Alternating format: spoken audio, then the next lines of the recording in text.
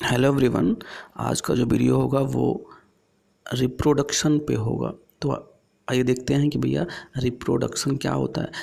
Reproduction is a type of biological process in which organism give rise to young ones similar to itself. मतलब आप simple में समझिए कि reproduction एक biological process है जिसमें जो ऑर्गेनिज्म है वो अपने जैसे नए ऑर्गेनिज्म का फॉर्मेशन करता है, जिसे हम रिप्रोडक्शन कहते हैं। और जो आपका ये रिप्रोडक्शन है ये टू टाइप के होते हैं।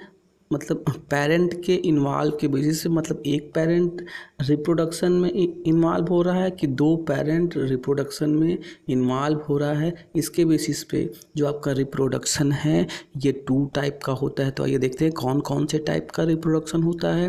तो जो आपका रिप्रोडक्शन है हमने आपको ये बताया कि टू टाइप का होता है।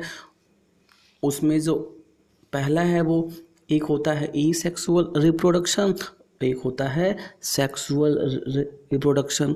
अब बताते कि भैया एसेक्सुअल रिप्रोडक्शन क्या होता है। तो भैया when offspring is produce by a single parent without the involving of gamete formation, it is asexual reproduction. मतलब कहने का मेरा सिंपल सा मतलब ये है कि भैया ऐसा रिप्रोडक्शन इसमें एक पेरेंट का इन्वॉल्वमेंट हो, मतलब एक पेरेंट इन्वॉल्व हो रहा हो और कोई भी गैमिट का फॉर्मेशन ना हो और ना ही गैमिट का फ्यूजन हो। तो ऐसे रिप्रोडक्शन को एसेक्सुअल रिप्रोडक्शन कहते हैं। अब अगर हम सेक्सुअल रिप्रोडक्शन की हम बात करें तो भैया सेक्सुअल जो रिप्रोडक्शन है ये ऐसा रिप्रोडक्शन है जिसमें कुछ दो पेरेंट इन्वॉल्व होते हैं, और जो दोनों पेरेंट इन्वॉल्व होंगे उनका अपोजिट सेक्स होना भी इम्पॉर्टेंट है। टू पेरेंट इन्वॉल्व होते हैं, अपोजिट सेक्स होते हैं, गैमेट का फॉर्मेशन होता है और फिर गैमेट का फ्यूजन भी होता है।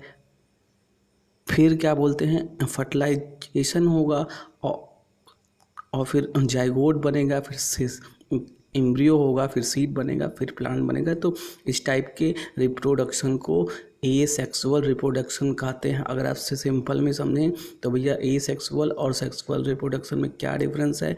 एसेक्सुअल रिप्रोडक्शन में एक पेरेंट इन्वॉल्व होता है और सेक्सुअल रिप्रोडक्शन में दो पेरेंट इन्वॉल्व होता है। एसेक्सुअल रिप्रोडक्शन में कोई भी गैमेट का ना तो फॉर्मेशन होता है और ना तो फ्यूजन होता है, लेकिन सेक्सुअल रिप्रोडक्शन में गैमेट का फॉर्मेशन भी होता है और फ्यूजन भी होता है, जिससे कि जाइगोट बनता है, फिर जाइगोट से एम्ब्रियो बनता है, फिर एम्ब्रियो से सीड और फिर सीड से बेबी प्लांट बन जाता है। तो भैया ये हो गई रिप्रोडक्शन की बात। हमको आज पढ़ना क्या है, हमको आज पढ़ना है कि भैया सेक्सुअल रिप्रोडक्शन इन प्लांट। तो भैया जो सेक्सुअल रिप्रोडक्शन है वो प्लांट में कैसे होता है, जो आपका सेक्सुअल रिप्रोडक्शन है वो प्लांट में कैसे होता है। तो हाँ, आज हम इसके बारे में हम जानेंगे। एक बात ये जान लीजिए कि अगर आपको सेक्सुअल रिप्रोडक्शन इन प्लांट समझना है तो आपको फ्लावर का कॉन्सेप्ट होना बहुत इम्पोर्टेंट है। ऐसे हमने आपको बताया था कि अगर आपको बायोलॉजी समझना है तो सेल का कॉन्सेप्ट होना बहुत इम्पोर्टेंट है। ऐसे ही अगर सेक्सुअल रिप्रोडक्शन इन प्लांट समझना है तो फ्लावर का स्ट्रक्चर या मतलब फ्लावर की एनाटॉमी जानना बहुत इम्पोर्टेंट है। तो आज की वीडियो में हम फ्लावर की एनाटॉमी जानेंगे कि भैया फ्लावर की एनाटॉमी कैसे होती है। तो चलिए फ्लावर की एनाटॉमी देखते हैं। अगर फ्लावर की बात करें तो जो आपका फ्लावर है ये रिप्रोडक्टिव यूनिट है। मतलब प्लांट का जो भी फ्लावरिंग जो प्लांट हैं उनका ये रिप्रोडक्टिव यूनिट है। और जो आपका जो फ्लावर है इसके को मेनली 4 पार्ट होते हैं। इतने पार्ट होते हैं फ्लावर के, मेनली 4 पार्ट होते हैं, कैलिक्स, करोला, एंड्रोशियम और गाइनोशियम। मेनली 4 पार्ट होते हैं, कैलिक्स, करोला, एंड्रोशियम और गाइनोशियम। अब आइए देखते हैं कि कैलिक्स क्या है। फ्लावर के सबसे नीचे का जो वर्ड होता है, मतलब जो लीफ लाइक जो ग्रीन स्ट्रक्चर होता है, आपको इसमें सबसे नीचे जो दिख रहा है जो ग्रीन कलर का जो लीफ लाइक स्ट्रक्चर है, मतलब कि वर्ड है, उसे बोलते हैं कैलिक्स। हो गया भैया। जो फ्लावर का जो नीचे वाला जो ग्रीन पार्ट है उसे हम कैलिक्स बोलते हैं, और उसमें जो कलर्ड पार्ट है उसे हम कोरोला बोलते हैं। तो हो गया, ग्रीन पार्ट को हम कैलिक्स बोलते हैं और जो आपका जो कलर्ड पार्ट है उसे हम करोला बोलते हैं। अब देखिए, अब जब आप करोला के अंदर जाएंगे तो एक और आपको वर्ड मिलता है, उसे एंड्रोशियम बोलते हैं। ये जो आपका एंड्रोशियम है ये मेल रिप्रोडक्टिव ऑर्गन होता है फ्लावरिंग प्लांट का। तो बिल्कुल भूलने की आवश्यकता नहीं है, इसको हो सके तो नोट कर लीजिए कि male reproductive organ of the flowering plant is called androecium. जो आपका एंड्रोशियम है ये मेल रिप्रोडक्टिव ऑर्गन होता है फ्लावर का। अब देखिए, सबसे सेंटर में, फ्लावर के सेंटर में जो वर्ड पाया जाता है, मतलब जो चक्र पाया जाता है, वहाँ पे फीमेल रिप्रोडक्टिव ऑर्गन होता है जिसे बोलते हैं गायनोशियम। तो मेल रिप्रोडक्टिव ऑर्गन हम किसे बोल रहे हैं? मेल रिप्रोडक्टिव ऑर्गन को एंड्रोशियम बोलते हैं, और जो आपका जो फीमेल रिप्रोडक्टिव ऑर्गन है उसे हम गायनोशियम बोलते हैं। अब कुछ चीज़ और जान लीजिए जो कि बहुत ही पिक्यूलियर चीज़ें हैं। अगर हम फ्लावर के जो नीचे वाला जो ग्रीन पार्ट है इसको हम कैलिक्स बोल रहे हैं, अगर हम पूरे की बात हम करेंगे तब तो कैलिक्स बोलेंगे, लेकिन अगर एक हम लीफ की बात करेंगे, जो ग्रीन लीफ है जो सबसे बेस पे पाया जा रहा है, तो उसको हम सेपल बोलते हैं। तो इसको भी नोट कर लीजिए कि भैया जो कैलिक्स का सिंगल यूनिट है उसे हम सेपल बोलते हैं, और जो आपका जो कलर्ड पार्ट था जिसको हम करोला बोल रहे थे, वो करोला के सिंगल यूनिट को पेटल बोलते हैं। तो कई बार क्वेश्चन पूछा जाता है कि भैया सेपल क्या है और पेटल क्या है, तो कंफ्यूज होने की आवश्यकता नहीं है। जो आपका जो कैलिक्स है इसके सिंगल यूनिट को, कैलिक्स के सिंगल यूनिट को सेपल और करोला के सिंगल यूनिट को पेटल बोलते हैं। और फ्लावर में जो मेल रिप्रोडक्टिव ऑर्गन है उसे एंड्रोशियम बोलते हैं, और जो फीमेल रिप्रोडक्टिव ऑर्गन है उसे गायनोशियम बोलते हैं। जो आपका जो मेल रिप्रोडक्टिव ऑर्गन है फ्लावर में, जिसे हमने एंड्रोशियम कहा, एंड्रोशियम के सिंगल यूनिट को, इसके सिंगल यूनिट को, एंड्रोशियम के सिंगल यूनिट को स्टेमेन बोलते हैं। तो यहाँ कंफ्यूज बिल्कुल नहीं होना है। मेल रिप्रोडक्टिव ऑर्गन को एंड्रोशियम बोलते हैं और एंड्रोशियम के सिंगल यूनिट को स्टेमेन बोलते हैं। ऐसे ही जो फीमेल रिप्रोडक्टिव ऑर्गन है उसे हम गायनोशियम बोलते हैं, और गायनोशियम के सिंगल यूनिट को या तो कार्पल बोलते हैं या तो फिर बोलते हैं। तो इसमें भी बिल्कुल कंफ्यूज होने की आवश्यकता नहीं है। तो अब आपको समझ में आया कि भैया अगर sexual reproduction in flowering plant हमको समझना है तो क्यों ये फ्लावर इम्पॉर्टेंट है, क्योंकि जो आपका जो फ्लावर है वो रिप्रोडक्टिव यूनिट है फ्लावरिंग प्लांट का। इसी के अंदर male and female reproductive organ जो हैं पाए जाते हैं। अभी भाई क्लियर हुआ? एक बार फिर से हम रिवाइज कर देते हैं। जो नीचे का जो ग्रीन पार्ट था उसे हम कैलिक्स के सिंगल यूनिट को हम पेटल, और जो आपका जो करोला था, जो कलर पार्ट था, उसको हम करोला हम बोल रहे थे, और करोला के सिंगल यूनिट को हम पेटल बोल रहे थे। फिर फ्लावर के अंदर जो मेल पार्ट था उसे हम एंड्रोशियम, और जो फीमेल पार्ट था उसे हम गायनोशियम। एंड्रोशियम के सिंगल यूनिट को स्टेमेन, और आपका जो गायनोशियम था, गायनोशियम के सिंगल यूनिट को हम कार्पल या प्रिस्टिल बोल रहे थे। अब थोड़ा सा हम फंक्शन हम बता दें कि भैया ये कैलिक्स का क्या फंक्शन है, फिर करोला का क्या फंक्शन है। जो आप जब फ्लावर बर्ड स्टेज में होता है तो जो आपका जो कैलिक्स है उसको ये प्रोटेक्शन देने का काम करता है, और जो आपका जो करोला है ये पॉलिनेशन में हेल्प करता है। जब इंसेक्ट पॉलिनेशन होता है तो उसमें ये हेल्प करता है, क्योंकि ब्राइट कलर का होता है तो इंसेक्ट को अट्रैक्ट करने का काम करता है। तो ये आपका हो गया।